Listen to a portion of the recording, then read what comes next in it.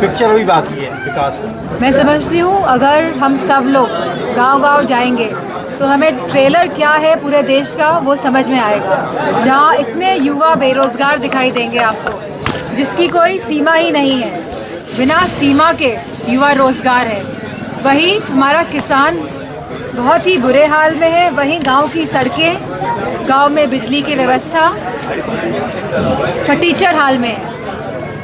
तो मैं समझती हूँ कि ऐसी सरकार जो केवल मीडिया के माध्यम से, टीवी के माध्यम से, व्हाट्सएप के माध्यम से लोगों को बरगलाने का काम कर रही है। लेकिन मेरी विशेष अपील है लोगों से, आप सबके माध्यम से, कि आप अपना गांव देख लेना, अपने आसपास के 10 गांव देख लेना। किसी भी युवा को अगर रोज़गार मिला हो, किसी भी किसान को खुशहाली मिली हो, किसी की भी आय दुगनी हो या महंगाई कम हो।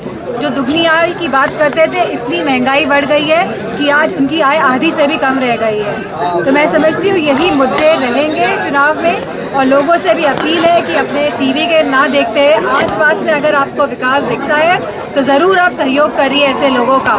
लेकिन आप बिल्कुल भी बरगलाई नहीं इस बार, और युवा पूरे जोर शोर से भाजपा को हटाने जा रहा है। केशव प्रसाद मौर्य का कहना है कि 2047 तक प्रधानमंत्री का पद खाली नहीं है और राहुल गांधी चुनाव की तैयारी भूल चुके हैं। मैं इस पे कोई टिप्पणी नहीं देना चाहूँगी। दिल्ली के अंदर केजरीवाल जी को आज 15 दिन की जेल हुई है। क्या लगता है कि जिस तरीके से वो अंदर से सरकार चलाने की बात कर रहे हैं वो कितना जायज़ है? ये एक डेमोक्रेटिक सेटअप के लिए, एक लोकतंत्र लिए बहुत ही निराशाजनक बात है, क्योंकि अब इस तरह का वातावरण हो गया है जहाँ पे जो मुख्यमंत्री हैं उनको जेल भेजा जा रहा है।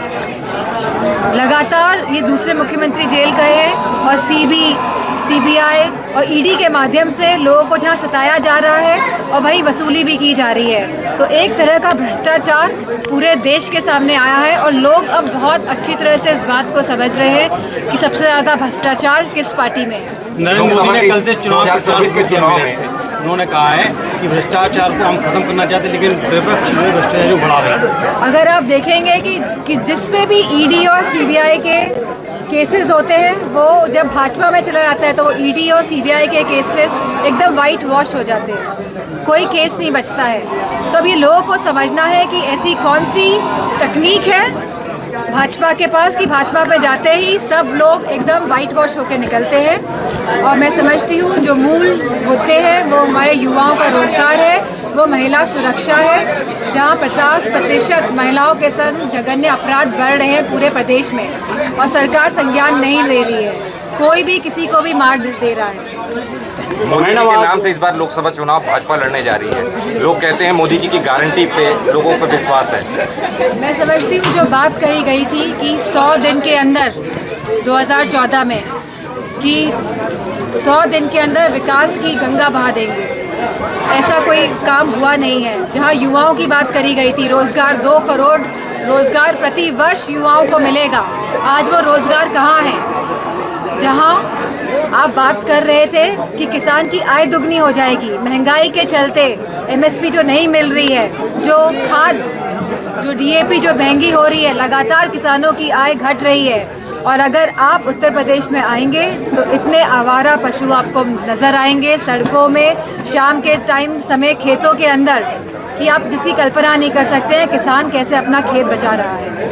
इस बार आप चुनाव भाजपा के नीतियों पे जाएंगे या अपनी उपलब्धियों को गिना के? समाजवादी विचारधारा के साथ चलेंगे, अपनी नीतियों को बढ़ाएंगे आगे, और साथ में जो भाजपा जो सपने दिखाए थे और जो पूरी तरह विफल रही है भाजपा सरकार, उस पर भी चुनाव लड़ा जाएगा।